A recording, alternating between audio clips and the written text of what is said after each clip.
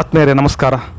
ಇವತ್ತಿನ ಒಂದು ವಿಡಿಯೋದಲ್ಲಿ ಒಂದು ಕ್ಲಿನ್ಸಿಟಾಪ್ ಅನ್ನುವಂಥ ಒಂದು ಜೆಲ್ ಬಗ್ಗೆ, ಒಂದು ಆಯಿಂಟ್ಮೆಂಟ್ ಬಗ್ಗೆ ಇವತ್ತಿನ ಒಂದು ವಿಡಿಯೋದಲ್ಲಿ ಒಂದು ಮಾಹಿತಿನ ತಿಳಿಸ್ಕೊಡ್ತಾ ಹೋಗ್ತೀನಿ ಸ್ನೇಹಿತರೆ. ಈ ಒಂದು ಕ್ಲಿನ್ಸಿಟಾಪ್ ಜೆಲ್ ಬಂದುಬಿಟ್ಟು ಮ್ಯಾನುಫ್ಯಾಕ್ಚರ್ ಮಾಡಿದ್ದು ಒಂದು ಯೂನಿವರ್ಸಲ್ ಟ್ವಿನ್ ಲ್ಯಾಬ್ಸ್ ಅಂತ ಇವರು ಈ ಒಂದು ಪ್ರಾಡಕ್ಟನ್ನು ಒಂದು ಮ್ಯಾನುಫ್ಯಾಕ್ಚರ್ ಮಾಡಿದ್ದಾರೆ ಸ್ನೇಹಿತರೆ. ಇದರ ಒಂದು 20 ಗ್ರಾಮಿಗೆ ಇದರ ಒಂದು ಬೆಲೆ ಬಂದುಬಿಟ್ಟು ನಿಮಗೆ 20 ಗ್ರಾಮಿಗೆ 54-60 ಪೈಸೆ ಸಿಗುತ್ತೆ. 20 ಗ್ರಾಮಿಗೆ ಈ ರೀತಿ ನಮಗೆ ನೋಡಲಿಕ್ಕೆ ಸಿಗುತ್ತೆ. ಈ ಒಂದು ನಿಮಗೆ ಪ್ಯಾಕೇಜಿಂಗ್ ನೋಡೋದಾದ್ರೆ ಇದು ಕ್ಲಿನ್ಸಿಟಾಪ್ ಜೆಲ್. ಇದನ್ನು ಓಪನ್ ಮಾಡಿ ನೋಡೋಣ, ಒಳಗಡೆ ಏನಿದೆ ಅಂತ ನೋಡೋಣ. ಓಪನ್ ಮಾಡಿದ ತಕ್ಷಣ ಒಂದು ಕ್ರೀಮ್ ಇದೆ, 20 ಗ್ರಾಮಿನ ಒಂದು ಕ್ರೀಮ್ ಸಿಗುತ್ತೆ ಮತ್ತು ಒಂದು ಲಿಫ್ಲೆಟ್ ಸಿಗುತ್ತೆ. ಅಂತಂದರೆ ಇದನ್ನು ಯಾವ ರೀತಿ ಯೂಸ್ ಮಾಡೋದು, ಇದರಲ್ಲಿರುವಂಥ ಔಷಧಿಗಳು ಏನು, ಮತ್ತು ಇದನ್ನು ಯಾವಾಗ ಯೂಸ್ ಮಾಡಬೇಕು, ಏನಾದರೂ ಪ್ರಿಕಾಷನ್ಸ್, ವಾರ್ನಿಂಗ್ಸ್ ಎಲ್ಲ ಕಂಪ್ಲೀಟ್ ಮಾಹಿತಿಯನ್ನು ಈ ಒಂದು ಲಿಫ್ಲೆಟ್ಸಲ್ಲಿ ಕೊಟ್ಟಿರ್ತಾರೆ. ಬೇಕಂದರೆ ಇದನ್ನು ಸ್ಕ್ರೀನ್ಶಾಟ್ ಓದ್ಕೋಬೋದು. ಇಲ್ಲ ಅಂತ ಇದು ಒಂದು ಪ್ರಾಡಕ್ಟನ್ನು ನೀವು ಪರ್ಚೇಸ್ ಮಾಡಿದರೆ ನಿಮಗೆ ಇದರಲ್ಲಿ ನಿಮಗೆ ಏನು ಸಿಗುತ್ತೆ, ಇದರಲ್ಲಿ ನಿಮಗೆಲ್ಲ ಇನ್ಫಾರ್ಮೇಷನ್ ಸಿಗ್ತಾ ಹೋಗುತ್ತೆ ಸ್ನೇಹಿತರೆ. ಇದರ ಒಂದು ಮಾಲಿಕ್ಯೂಲ್ ಕಂಟೆಂಟ್ ನೇಮ್ ಬಂದುಬಿಟ್ಟು ನಿಮಗೆ ಒಂದು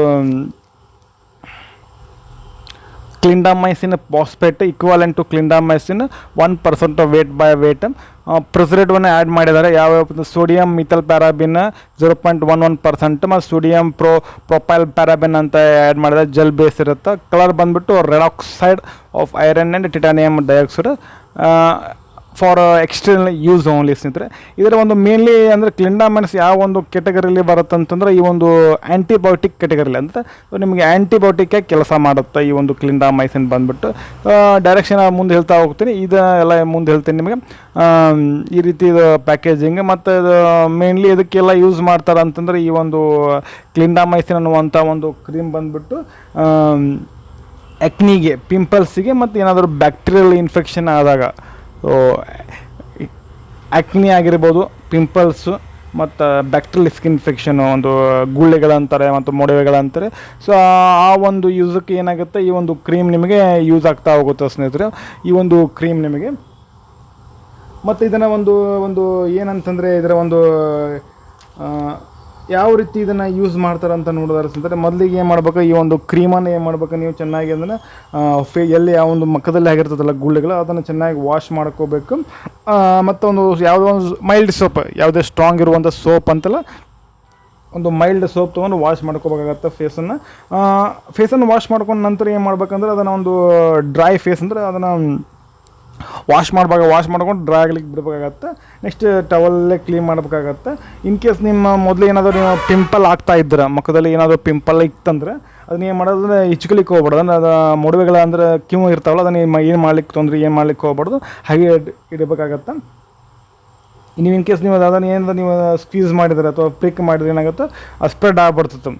ಆದ ಕಾರಣ ನೀವು ಯಾವ ರೀತಿ ಅದನ್ನು ಯೂಸ್ ಅಂದರೆ ಅದು ಹಾಗೆ ಇರಲಿಕ್ಕೆ ಬಿಡಲಿ. ನಂತರ ಏನು ಮಾಡ್ಕೋಬೇಕಪ್ಪ ಅಂದರೆ ಇದನ್ನು ಏನು ಮಾಡ್ಕೋಬೇಕು, ಅಪ್ಲೈ ಮಾಡ್ಕೋಬೇಕಾಗತ್ತೆ. ಈ ಒಂದು ಕ್ರೀಮನ್ನು ತೆಗೆದುಕೊಂಡು ನೀವು ಏನು ಬೇಕು ಅಪ್ಲೈ ಮಾಡ್ಕೋಬೇಕಂದ್ರೆ ವಿತ್ ಫಿಂಗರ್ಲಿ ನೀವು ಒಂದು ಅಪ್ಲೈ ಮಾಡ್ಕೋಬೇಕಾಗತ್ತೆ ಸ್ನೇಹಿತರೆ ಇದನ್ನು. ಇದು ನಿಮಗೆ ರಿಸಲ್ಟ್ ಯಾವಾಗ ಸಿಗುತ್ತೆ ಅಂತಂದರೆ ಒಂದು 3 ಇಂದ 4 ಒಂದು ತಿಂಗಳಲ್ಲಿ ನಿಮಗೆ ಗೊತ್ತಾಗುತ್ತೆ ಪಿಂಪಲ್ ಕಡಿಮೆ ಆಗ್ಯಾವಲ್ಲ ಅಂತ. ಒಬ್ಬೊಬ್ಬರಿಗೆ ಏನಾಗುತ್ತೆ ಅಂತಂದ್ರೆ 8 ರಿಂದ 12 ವೀಕು ಕೂಡ ಆಗ್ಬೋದು. ಸ್ವಲ್ಪ ಒಂದು ಪರ್ಸೆಂಟ್ ಟು ಪರ್ಸೆಂಟ್ ನಿಮಗೆ ಡಿಫ್ರೆನ್ಸ್ ಆಗಿರೋದ್ರಿಂದ ಸ್ವಲ್ಪ ಡಿಫ್ರೆನ್ಸ್ ಆಗುತ್ತೆ. ಒಟ್ಟು ಒಂದು 2-3 ತಿಂಗಳಲ್ಲಿ ಇದೇನಾಗುತ್ತೆ ನಿಮಗೆ ನಿಮ್ಗೆ ರಿಸಲ್ಟ್ ಅನ್ನೋದು ಗೊತ್ತಾಗುತ್ತೆ ಸ್ನೇಹಿತರೆ. ನೆಕ್ಸ್ಟ್ ಬಂದುಬಿಟ್ಟು ಒಂದು ವಾರ್ನಿಂಗ್ಸ್ ಅಥವಾ ಪ್ರಿಕಾಷನ್ಸ್ ನೋಡೋದಾದ್ರೆ ಸ್ನೇಹಿತರೆ, ಈ ಒಂದು ಜೆಲ್ ಬಂದುಬಿಟ್ಟು ನಿಮಗೆ ಎಕ್ಸ್ಟರ್ನಲ್ ಯೂಸ್ ಓನ್ಲಿ, ನಿಮಗೆ ಪ್ಯಾಕಿಂಗ್ ಮೇಲೆ ಕೊಟ್ಬಿಟ್ಟಿದ್ದಾರೆ ಎಕ್ಸ್ಟರ್ನಲ್ ಯೂಸ್ ಓನ್ಲಿ ಅಂತ. ಇಲ್ಲಿ ನಿಮಗೆ ಎಕ್ಸ್ಟರ್ನಲ್ ಯೂಸ್ ಓನ್ಲಿ ಮಾತ್ರ ಸಿಗುತ್ತೆ. ನಿಮಗೆ ಒಂದು ಇದು ಯಾವುದೇ ಕಾರಣಕ್ಕೂ ನೀವು ಇದನ್ನು ಇವು ಕಣ್ಣು, ಮೂಗು, ಬಾಯಿಗೆ ಯಾವುದೇ ರೀತಿ ಅಪ್ಲೈ ಮಾಡಲಿಕ್ಕೆ ಹೋಗಬಾರ್ದು. ಕಂಪಲ್ಸರಿಯಾಗಿ ಇದನ್ನು avoid contact with ice, keep the tube tightly closed after use. ಅಂದರೆ ಈ ಒಂದು ಪ್ಯಾಕನ್ನು ನೀವು ಯೂಸ್ ಮಾಡಿರ್ತಾರಲ್ಲ, ಇದರ ಪ್ಯಾಕನ್ನು ಏನು ಮಾಡ್ಬೇಕಂದ್ರೆ ಇದನ್ನು ನೀವು ಫುಲ್ ಟೈಟಾಗಿ ಏನು ಮಾಡ್ಬೇಕು, ಇದನ್ನು ಏನು ಮಾಡಬೇಕು, ಸೀಲ್ ಮಾಡಬೇಕು. ಇಲ್ಲ ಅಂದ್ರೆ ಏನಾಗುತ್ತೆ, ಅದು ಕ್ರೀಮ್ ಡ್ರೈ ಆಗ್ತದೆ.